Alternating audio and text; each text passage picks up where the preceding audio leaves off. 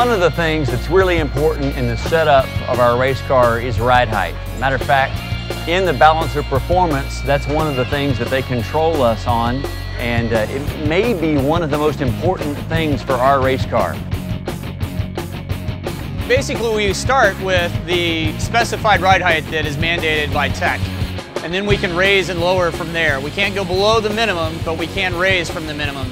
The reason you want to have adjustability in your ride height is, one, it affects your aero balance, two, it can affect your mechanical balance, and then three, it's also track dependent. Whether it's a bumpy track, whether there's banking in the track. If it's a smooth track, we can go lower. If it's a bumpy track, we try to go higher. Bank tracks, we actually put tilt in the car, so we want to have some adjustability on the ride height. Well, it's pretty important, especially with cars like this where they're flat bottom, because you have a large surface underneath the car, and you need to adjust the angle of that surface to move the center of pressure. And obviously we run a fairly low ride height, so that way we don't want to bottom out on the curb. So that's why ride height is important.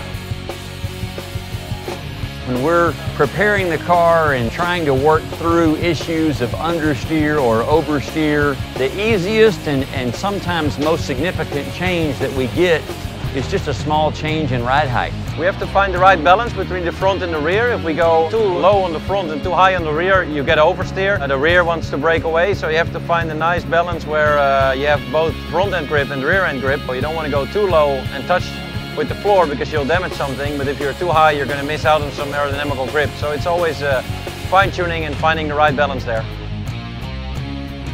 The Viper that we have here, our GT3R, this is actually a specific suspension that we've actually made for the car. We've utilized the factory pickup points, but we actually have a shim kit to actually adjust the ride height.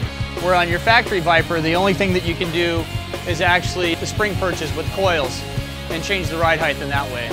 This way, we actually have more of an adjustment range and a finite adjustment range. It's a little bit finer is what we can do. So as we've been working on the setup of the GTD Viper, which is on a stock Viper frame, I really started to realize how big of a difference that ride height makes on the car. We started to work on what we could do to lower the center of gravity on the street car, the Gen 5 Viper. With all the incredible engineering knowledge we have here between the SRT engineers and the Riley engineers, we came up with some really cool suspension mods for the Gen 5 Viper for any one of the three models. It lowers the car about 9/16 of an inch, which is not much, but it definitely gives it a more aggressive look.